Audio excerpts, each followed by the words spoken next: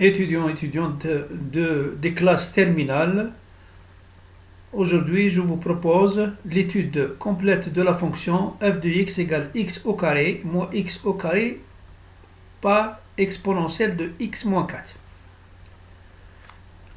Alors, je commence par l'énoncé de l'exercice. Soit G, la fonction définie sur R par G de x égale x plus 2 facteur de x exponentielle de x moins 1 moins 2.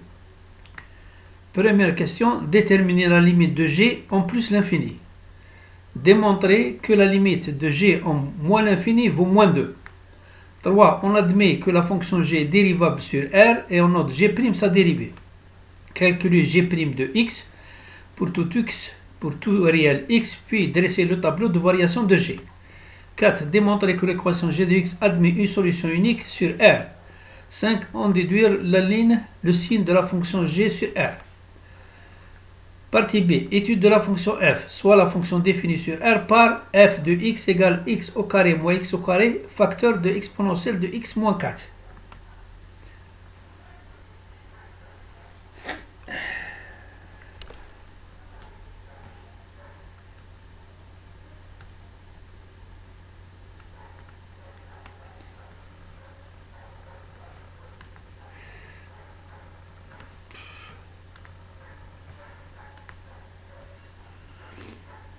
Alors, résoudre l'équation f de x égale 0 sur R.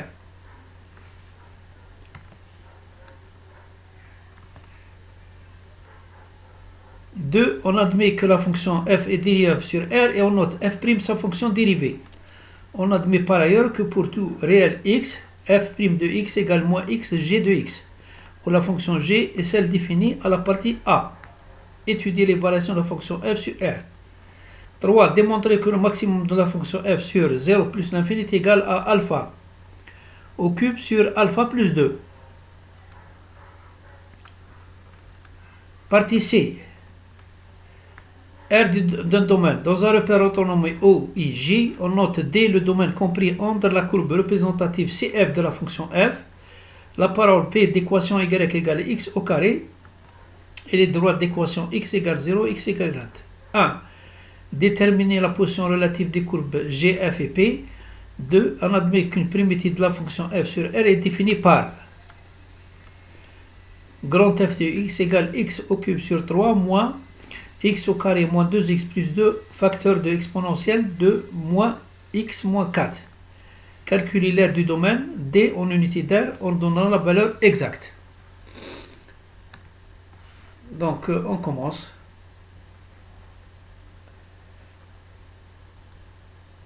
Alors, vous voyez la fonction g de x. Vous voyez bien la limite de g de x quand x tend vers plus l'infini. Donc, quand x tend vers plus l'infini, le polynôme tend vers plus l'infini, l'exponentielle tend vers plus l'infini. Hein? L'exponentielle tend vers plus l'infini. Donc, le tout, plus l'infini par plus l'infini, égale plus l'infini. Ok. G de x tend vers moins l'infini. Donc, si g de x tend vers l'infini, l'exponentielle toujours l'emporte sur le polynôme. Elle est égale à 0. Donc, si cette expression est égale à 0, il reste moins 2. Donc, la limite quand x tend vers moins l'infini, c'est moins 2. Alors, on va interpréter ça géométriquement. La droite d'équation y égale moins 2 est asymptote à la courbe CG. Voilà. Calcul de G', bon, on sait que la fonction G est dérivable. Hein? Alors, donc, on va calculer G' de x. C'est toute cette expression. Donc, la première expression, vous voyez bien que c'est de la forme U, V. U c'est x plus 2 et V c'est exponentielle de moins x moins 4. Donc, U' c'est 1. Donc, c'est la dérivée de ce polynôme x plus 2. V c'est ça. Ensuite, c'est U et V'. Bon. L'exponentielle, toujours, la dérivée ne change pas. C'est-à-dire que l'exponentielle, la fonction et sa dérivée ne changent pas lorsqu'il s'agit d'une exponentielle. Donc, en tout et pour tout, g' de x est égal à l'exponentielle de moins x4 facteur de x plus 3. Voilà.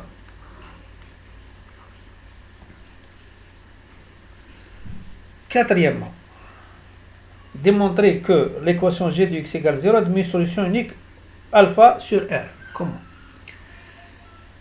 Nous avons g' de x égale 0 pour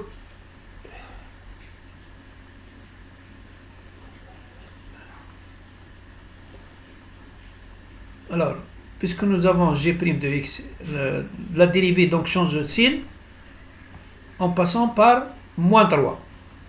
Voilà. De moins l'infini, donc je vais avoir un tableau. Donc la dérivée g de x, la dérivée g' de x s'annule pour x égale moins 3. Donc elle est négative pour x compris entre moins l'infini et moins 3. Elle est positive pour de moins 3 à plus l'infini. Bon. Donc le g de x, la fonction g de x, elle est décroissante de moins l'infini à moins 3.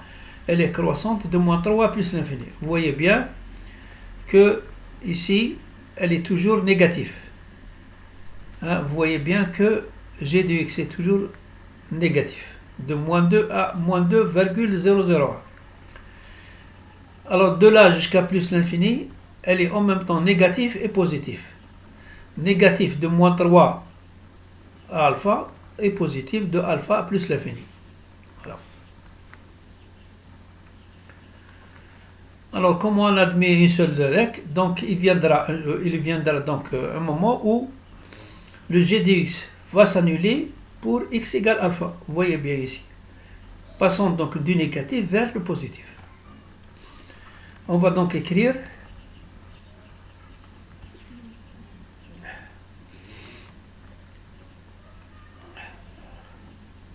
démontrer, admet une solution. Donc, il ne peut avoir qu'une solution unique. Vous voyez bien alpha.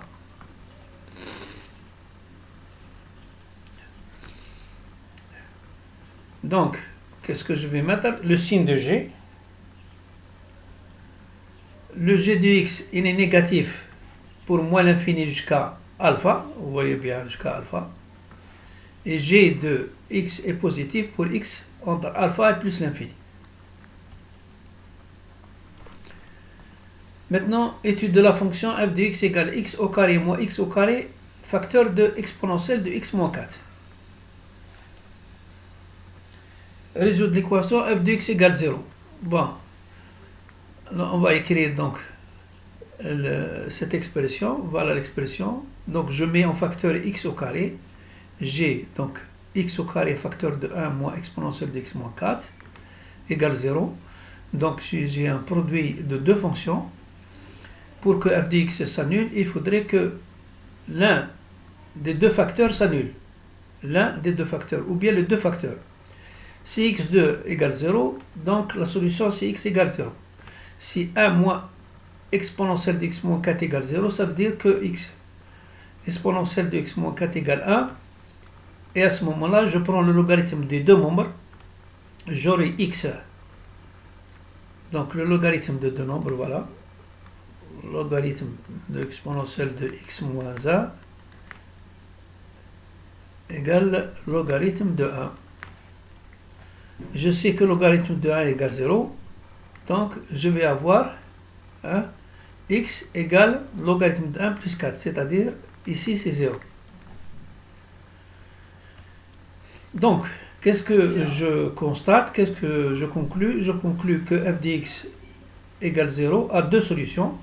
X égale 0 et x égale 4.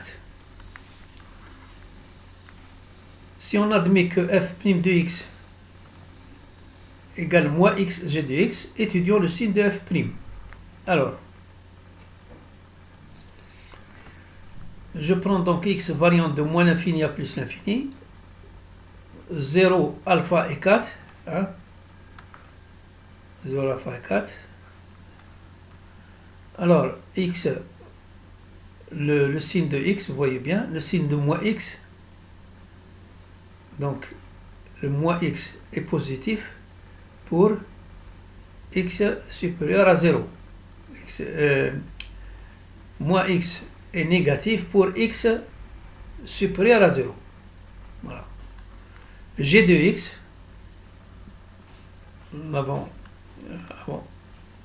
G de x, donc nous avons étudié son signe auparavant. F' de x, c'est moins x par g de x. Qu'est-ce que ça veut dire? Plus par moins. Donc moins par moins c'est plus, moins par plus c'est moins, et moins par plus c'est moins. Donc, qu'est-ce que je conclus? Je conclus que f de x est décroissante de moins l'infini à 0, croissante de 0 à alpha, décroissante de 0 à 4 et de 4 à plus l'infini. Donc, elle est décroissante de l'alpha jusqu'à plus l'infini.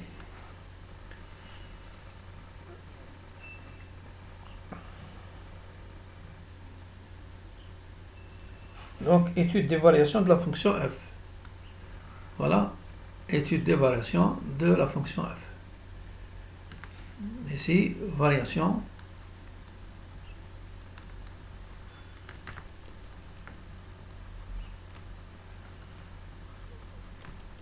de la fonction f.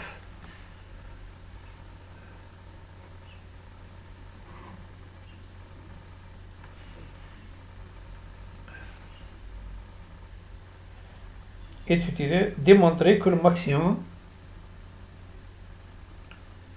Alors aussi pour déterminer, si vous voulez, cette partie et cette partie, hein,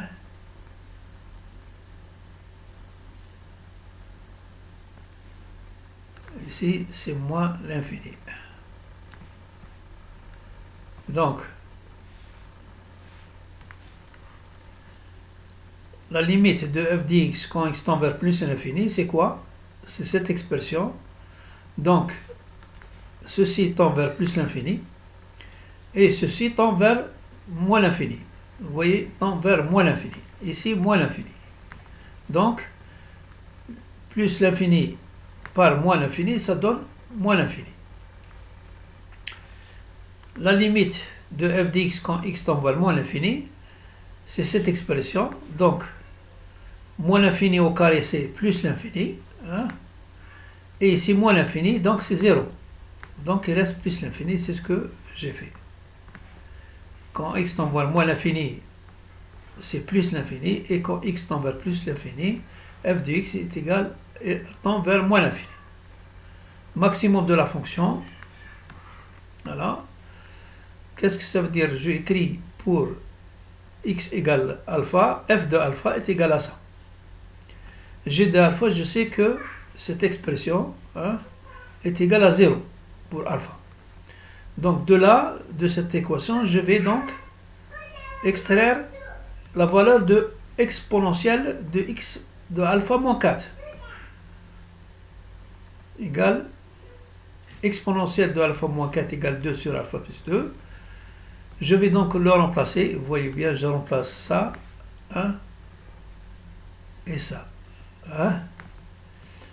Alors en développement, je vais avoir f de alpha égale alpha au cube sur alpha plus 2. F de alpha égale 5,70 avec alpha 3,07. R du domaine. La position de CF par rapport à P. La position de CF par rapport à P, eh bien c'est quoi? Je vais pouvoir étudier le signe de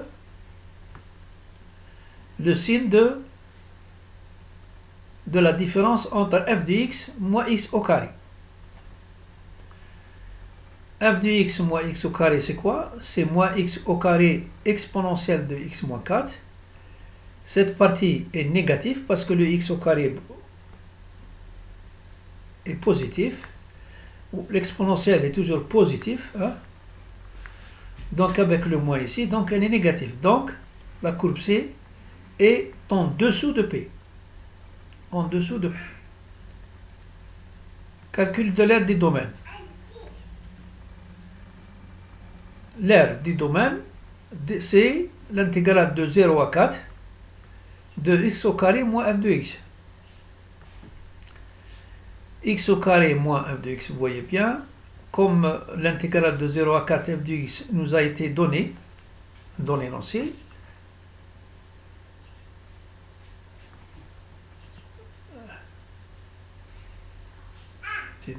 dans l'énoncé, donc je vais pouvoir décrire LR égale x3 sur 3 de 0 à 4 ainsi que cette expression. Donc je vois que je peux éliminer ces deux expressions. Il me reste ceci, hein, de 0 à 4. Alors l'air c'est x au carré moins 2x plus 2 exponentielle de x moins 4 de 0 à 4. En remplaçant le x par 4 ici, j'ai 4 au carré plus 2 fois 4, 8 plus 2 exponentielle de 4, donc c'est 0, moins 0 et 0, il me reste 2 exponentielle de moins 4. Alors, finalement, l'aire que j'ai calculée, elle vaut 9,96 unités d'air, soit à peu près 10 unités d'air. J'ai terminé. Je vous remercie de votre attention.